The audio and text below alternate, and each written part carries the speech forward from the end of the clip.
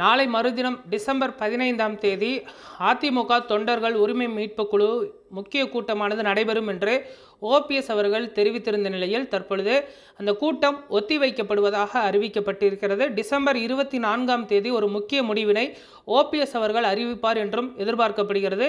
December 10ஆம் தேதி கூடிய அதிமுக பொதுக்குழுவில் ஒருங்கிணைப்பு குறித்து தகவல் இருக்கும் என்றும் எதிர்பார்க்கப்பட்ட நிலையில் தற்பொழுது ஒருங்கிணைப்பானது இல்லை என்றும் தெரிய வந்திருக்கிறது. இந்த முடிவானது ஒத்திவைக்கப்பட்டிருக்கிறது.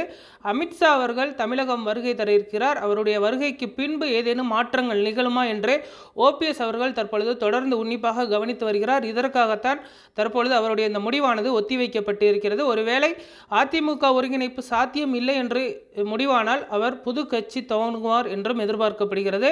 அவர் வரக்கூடிய தேர்தலில் தாவேகாவுடன் கூட்டணி அமைக்கவும் தற்பொழுது முடிவெடுத்திருக்கிறார். ஒருவேளை அஇஅதிமுக கூட்டணியில் எந்த ஒரு நிபந்தனையும் இல்லாமல் இபிஎஸ் அவர்கள் சேர்த்து கொண்டால் அதற்கும் அவர் தயாராக இருப்பதாக சொல்லப்படுகிறது.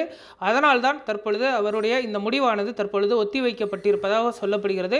இந்த டிசம்பர் 24ஆம் தேதிக்குள் ஒரு முக்கிய அறிவிப்பு வெளியாகும் என்றும் எதிர்பார்க்கப்படுகிறது. அமித்ஷா அவர்களுடைய வருகை அதே போன்று ஓபிஎஸ் அவர்களுடைய முடிவு தள்ளி வைக்கப்பட்டிருப்பது தமிழக அரசியல் களத்தில் அடுத்தடுத்த ஒரு முக்கிய திருப்பமாக இருக்கும் என்றும் எதிர்பார்க்கப்படுகிறது. அதே போன்று டிடிவி தினகரன் அவர்களும் தேசிய ஜனநாயக கூட்டணியில் இணைவாரா அல்லது தாவேகாவை நாடுவாரா என்பது வரக்கூடிய காலத்தில் தெரிய வரும்.